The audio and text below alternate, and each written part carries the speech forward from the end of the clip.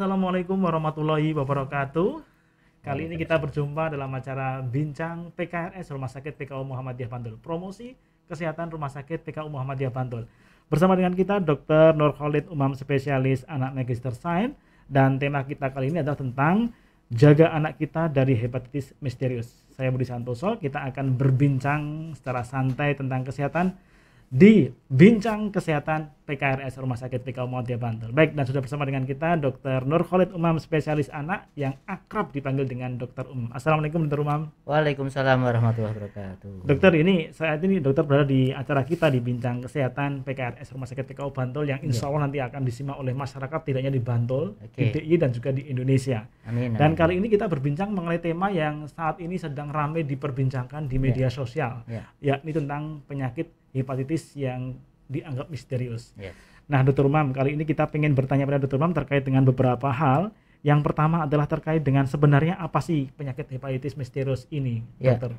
Jadi begini Mas Budi, jadi ini bukan hanya di medsos ya, tetapi seluruh media mainstream pun baik elektronik maupun cetak sampai ke WHO, CDC, bahkan di Kementerian Kesehatan sudah menjadi isu utama. Apa itu hepatitis? Yaitu peradangan pada hati atau pada liver. Manusia kan punya liver nih, berada di sebelah kanan bawah kita di perut nih, di sini nih. Nah, kalau dia mengalami peradangan, maka itu namanya hepatitis. Nah, ada berbagai macam hepatitis nih di dunia yang kita kenal. Ada hepatitis akibat virus, virusnya ada virus hepatitis A, ada virus hepatitis B, C, D, dan E. Ada juga hepatitis akibat adanya penyakit autoimun. Ya, jadi ada sel kita yang salah mengenali, oh ini harusnya tidak dirusak, tetapi ini dirusak oleh sel tubuh kita sendiri. Itu namanya autoimun dan itu menyerang liver. Itu juga disebut dengan hepatitis. Ada juga hepatitis akibat keracunan. Misalnya orang yang meminum alkohol dalam jumlah banyak. Nah, ini para peminum alkohol ini bisa menderita hepatitis akibat keracunan. Bisa juga karena barang-barang atau zat kimia yang lain. Semuanya disebut dengan hepatitis. Nah, hepatitis misterius ini sesuai dengan namanya, kan masih misterius.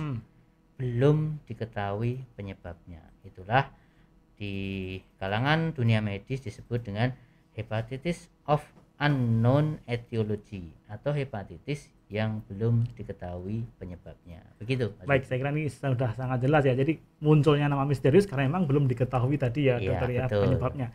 Nah, kalau kemudian kita merujuk sebenarnya dari mana asal pertama kali kemudian munculnya hepatitis misterius ini? Ya, jadi beberapa kasus sejak kurang lebih 1 sampai 3 bulan yang lalu ini ditemukan di negara-negara barat, terutama di Inggris, kemudian di Amerika, di beberapa negara Eropa yang lain, juga ditemukan di beberapa negara Amerika Latin dan negara Afrika. Nah, ini sudah merambah ke Indonesia. Terakhir data yang kami dapatkan dari Kementerian Kesehatan, sudah ada 4 orang anak yang meninggal dunia karena hepatitis yang misterius ini. Memang jumlahnya belum sedahsyat COVID ya. Kalau COVID kan sudah jutaan penderitanya. Tapi ini data yang terbaru masih sekitar 500 sampai 1000 anak yang dicurigai menderita hepatitis. Tetapi yang mengkhawatirkan adalah karena ini menyerang pada anak-anak. Rata-rata pasien yang diserang adalah berumur kurang dari 16 tahun. Dan karena namanya akut, hepatitis akut, dia berlangsung dengan sangat singkat. Beberapa kasus yang kami baca di laporan kematian di negara-negara barat, kasusnya hanya berlangsung 2 sampai 4 minggu sudah meninggal dunia. Beberapa kasus sampai beberapa minggu atau 1 bulan. Tetapi karena masih misterius inilah kita masih berusaha mengidentifikasi apa sih penyebab hepatitis ini, karena masih banyak sekali teori yang berkembang. Itu asal mulanya kewaspadaan dunia ditingkatkan karena adanya kasus-kasus di negara-negara Eropa, Amerika, semua sudah ada, termasuk di Indonesia sekarang pun sudah ada. Baik, nah saya kira menarik nih ya. Jadi Dr. Umam sudah menyampaikan bahwa sasarannya adalah anak di bawah 16 tahun ini. Betul. Dan sekali lagi bahwa penyebabnya belum diketahui secara jelas karena masih misterius tadi. Betul. Tapi walaupun kemudian kita belum tahu penyebabnya, apa sih sebenarnya gejala-gejalanya, dokter? Ya, jadi secara umum gejalanya hampir sama dengan hepatitis yang lain. Ya, jadi hepatitis A, B, C, D, E itu juga memiliki gejala yang mirip serupa. Yang pertama ada yang namanya gejala prodromal. Jadi gejala awal yang muncul. Yang sering pada anak-anak pada kasus hepatitis misterius ini adalah adanya yang pertama demam atau panas, kadang tanpa diketahui penyebabnya anak demam. Kemudian ada yang dengan gejala diare, muntah-muntah, sakit perut. Kemudian ada gejala kejang, ada beberapa ditandai dengan kejang atau penurunan kesadaran. Ini biasanya sudah hepatitisnya cukup parah. Nah, gejala-gejala inilah yang muncul pada awal-awal kasus. Selain itu ada gejala-gejala yang setelah prodromalnya hilang. Nah, biasanya muncul gejala kuning. Jadi kalau kita lihat kulitnya menjadi lebih kuning, matanya di bagian yang putih ini juga menjadi lebih kuning. Kemudian mohon maaf, BAB-nya, nah BAB-nya menjadi pucat. Nah, kalau biasanya warnanya kuning, ini BAB-nya menjadi lebih pucat. Sementara pipisnya, BAK-nya menjadi berwarna lebih kuning atau seperti teh. Ini gejala lanjutan yang nanti muncul setelah gejala prodromalnya biasanya mulai menghilang. Itu yang harus kita waspadai.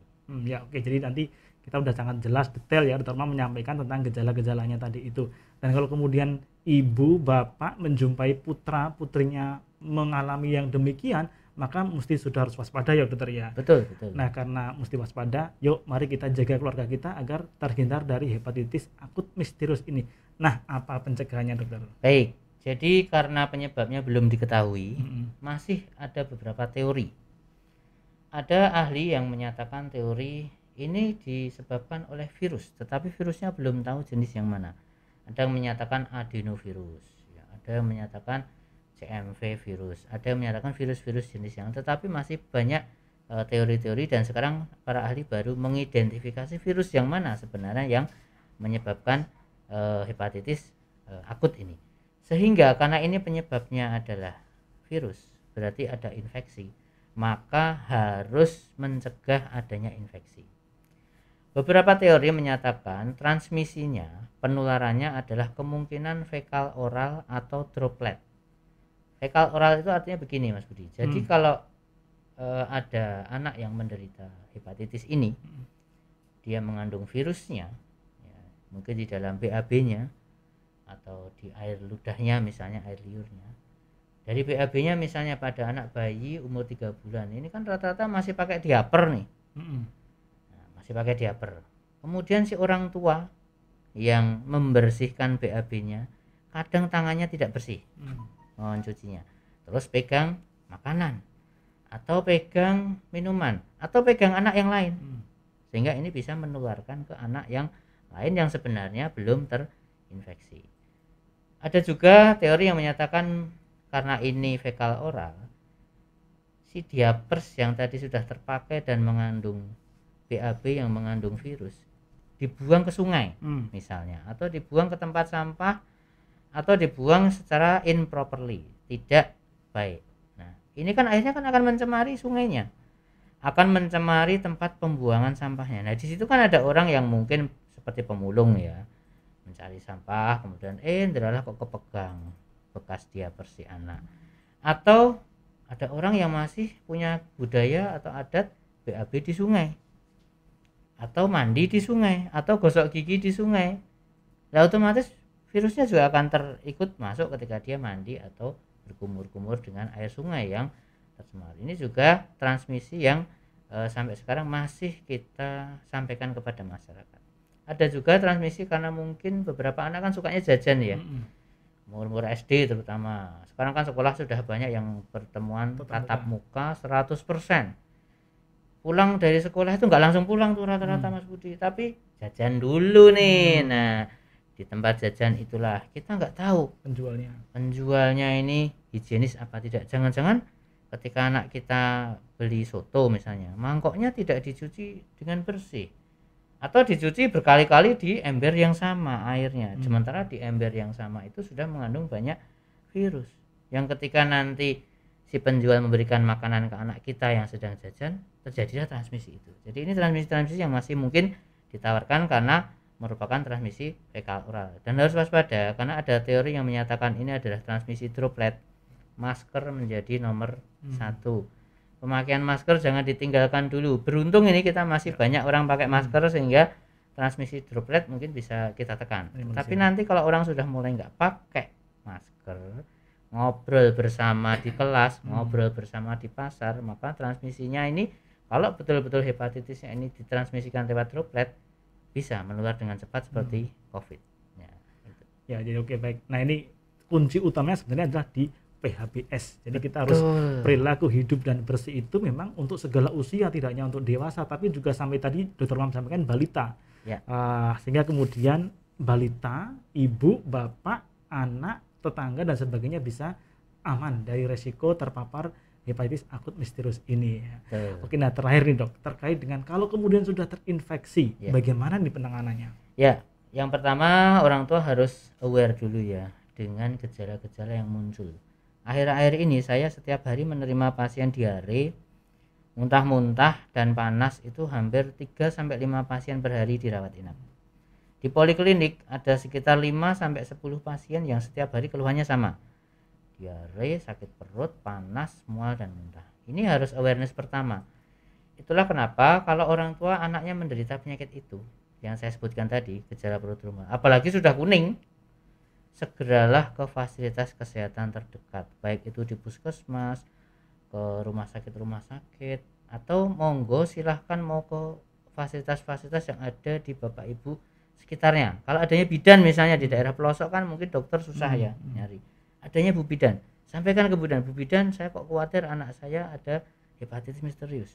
Atau adanya tetangganya perawat, Bu Mantri atau Pak Mantri, monggo silahkan didatangi untuk konsultasi. Tapi kalau di situ ada vaskes seperti puskesmas, ada dokter praktek swasta atau klinik swasta atau rumah sakit baik yang negeri maupun swasta, segera datangi untuk minta dilakukan pemeriksaan secara menyeluruh dan screening. Yang kedua, kalau memang sudah dehidrasi, ya, kan kalau anak muntah atau diare, bahaya yang pertama membunuh seorang anak yang menderita muntah maupun mencret atau diare adalah dehidrasi. Kenali tanda-tanda dehidrasi. Misalnya matanya cekung, ubun-ubunnya cekung, mulutnya mukosanya kering, kencingnya tidak keluar lebih dari 6 jam, segera cari rumah sakit untuk dirawat. Nah, itu penting sekali. Nah, kalau nanti ternyata memang anaknya terkonfirmasi misalnya ya, atau probable menderita hepatitis yang misterius ini, segeralah dirawat. Karena ini harus dirawat di rumah sakit rujukan yang mampu merawat pasien-pasien dengan gejala hepatitis misterius. Iya, nah ini saya kira kita sudah mulai detail memahami bagaimana menjaga anak kita dari terpapar terinfeksi penyakit hepatitis misterius. Jaga anak kita dari infeksi hepatitis misterius. Demikian saya kira bincang kesehatan PKRS Rumah Sakit PKU Muhammadiyah Bantul kali ini, dan PKRS PKU Bantul akan selalu hadir untuk menyapa seluruh masyarakat di Indonesia untuk mencerdaskan, menyehatkan sehingga Indonesia sehat dan kita terus bisa berkarya bersama dengan Rumah Sakit PKU Muhammadiyah Bantul. Dr. Umam, terima kasih atas kehadirannya, sharingnya, dan jangan lupa tonton acara ini di channel YouTube Rumah Sakit PKU Muhammadiyah Bantul. Mohon maaf sekali lagi, Lafan. Assalamualaikum warahmatullahi wabarakatuh. Sampai ketemu lagi.